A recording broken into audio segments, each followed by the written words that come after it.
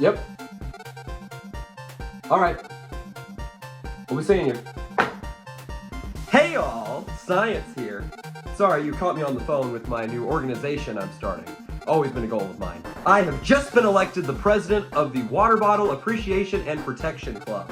We strive to make sure that no harm is ever brought to any plastic water bottle in the world. It's a lot of responsibility, but you know what they say.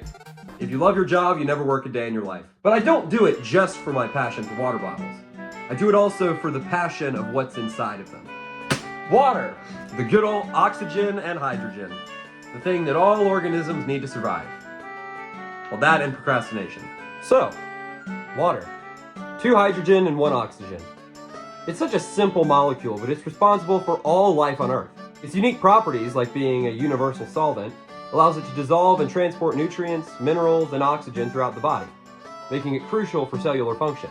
Water's high heat capacity helps regulate temperature in organisms, ensuring stable internal environments. Its cohesive and adhesive properties allow it to move through plants and blood vessels, supporting the nutrient distribution and waste removal.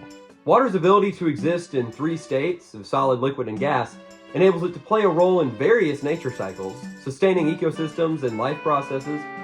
Without water, these essential functions wouldn't happen, and life couldn't exist.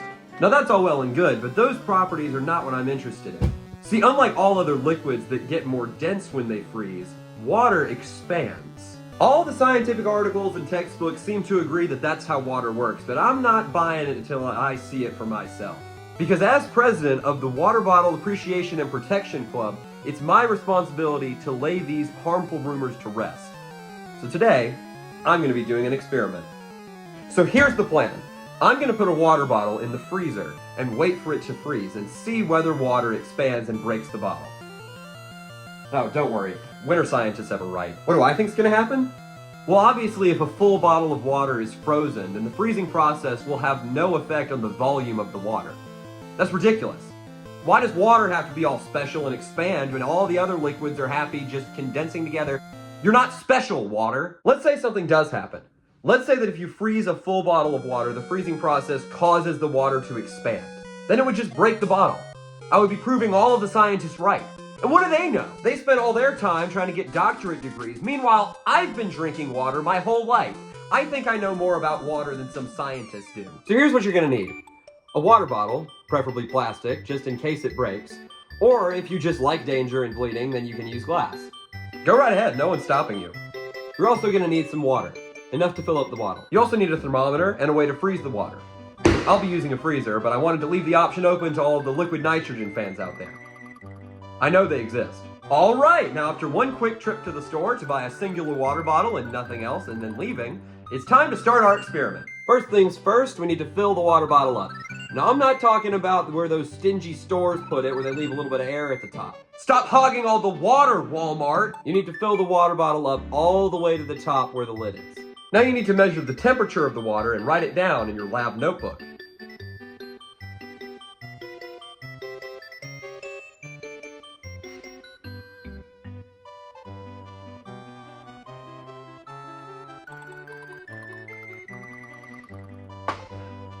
"77 degrees Fahrenheit, or 25 degrees Celsius. Now put that lid on nice and tight. All right, now it's time to put this bad boy in the cold box, or what most people call the freezer. Don't worry about him, he'll be fine. As long as he doesn't expand like all those liars in the textbooks say, he'll come out good as new. See you in a few hours. Oh, and while you're here, make sure you measure the temperature of the freezer and write it down in your lab notebook. Negative 18 degrees Celsius. All right, see you in like 3 hours. So now all we do is wait. About every half hour, I'll write down whatever observations I see that's going on with the water bottle, but really I don't expect much to change.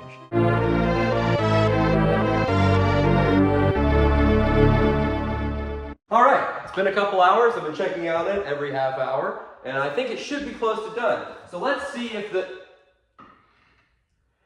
Water bottle, no! I seem to have made a mistake. But how could that have happened? The water bottle got all cracked and broke the top? That only could happen if the water expanded. And that can't be possible. No, no, no, no! I know how water works! Maybe I am wrong. I guess water really does expand when it freezes.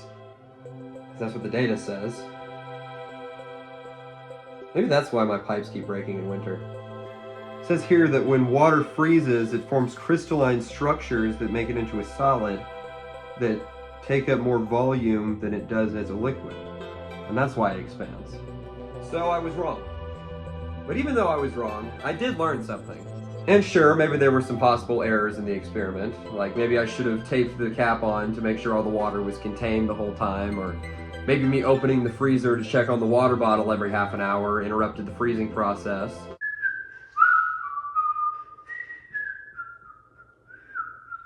But at the end of the day, the experiment still resulted in proving the science right. Water does expand when it freezes.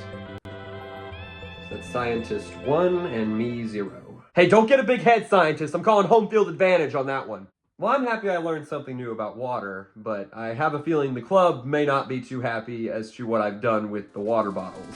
Yes, okay, yes, thank you, but I understand. Hey, don't say that. Well, it appears as the sole member of the Water Bottle Appreciation and Protection Club, my resignation as president has dismantled the entire club. Now what am I supposed to do with all my free time? I'll just start a new club! Oh, what should it be? The Ziploc Bag Appreciation and Protection Club! Maybe they can resist the expanding of water. Not again.